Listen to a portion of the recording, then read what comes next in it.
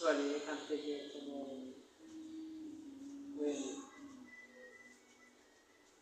আমি স্যারের সাথে কথা বলবো, স্যারের সাথে কথা বলবো, এখানে বেশি হয় না।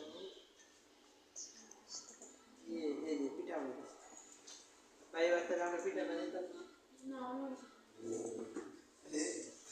এরা কি পিঠা বলে বানানো রে? পিঠা বানানো খায় পানি সাপটা পিঠা বানাইছিলাম না আপনার? তাও তো খান যায় না কি দেখি আসা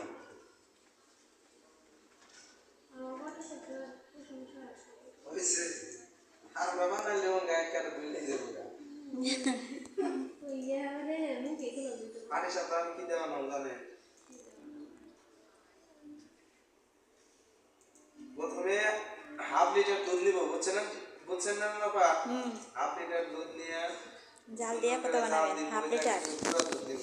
হ্যাঁ, যদি নারকেল থাকে দিলে দেওয়ার পরে সুন্দর একটা ই বানাবো, মানে ঘন করে আলাম করার পর আরে এই কত পুর বানাইতো হেডারে কি কইতাছে কি দিতে ওইটা দিবে পুরের মধ্যে নারকেল দিবা না? কইছি তো নারকেল এটা হেয়ার আইটেম কই, হেয়ার আইটেম খালি কইতে দেয় নারকেল দিন না, আমার আইটেমে নারকেল নাই, নারকেল ছাড়াই নতুন নারকেল ছাড়াই দিই দিয়ে যবে বানায় পরে যা ময়দা আটা গুইলে পাতলা করে গুইলে যে প্যানের মধ্যে দিন খালি সাদে এর মধ্যে একটু ডিম দিতে হয়। ওই বললাম না পিঠা হলে ও আমরা ডিম ছাড়াই খাই, তাও মজা লাগবে। ওই যে গোলাম রবি কাছে কি এই যে তাকো আমরা ডিম ছাড়া বিরিয়ানি রাঁধি, টক দই ছাড়া ই ছাড়া তাও ভালো লাগে।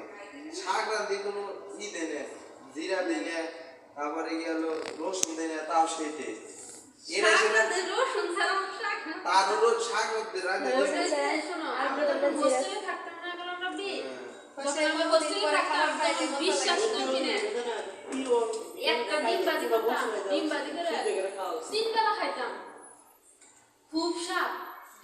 ডিম ভাজি খাবার পাতে যারা ওরে শোনা বাড়ির শাক যখন পাওয়া যাবে বাসার শাক, তখন ওই যে সবার মুখে রুচতো না, তখন কবা যে পেঁয়াজ কম হয়েছে, লবণ কম হয়েছে, রসুন কম হয়েছে, তখন কবা এই যে যদি ওই চলতো তাহলে আর দুনিয়ার মানুষ ওই রসুন পেঁয়াজ দিয়ে তরকারি খেত না। আচ্ছা হাতে বা রাখি দেন ফোন দেও, হ্যাঁ মাত্র রাকিবের সাথে খেয়ে আসলাম। রাকিব কি খাইছে ওরা খালি মনে কেমন লাগছে। আরে হোস্টেলে থাকলে সব মজা লাগে, হোস্টেলে থাকলে বিট লবণটা বাদ মায়া খেলে স্বাদ। কথা হয়েছে যে কম্পিটিশনে এরকম হবে, জিনিস যে যত কম দেয় স্বাদ বানায় দেয়।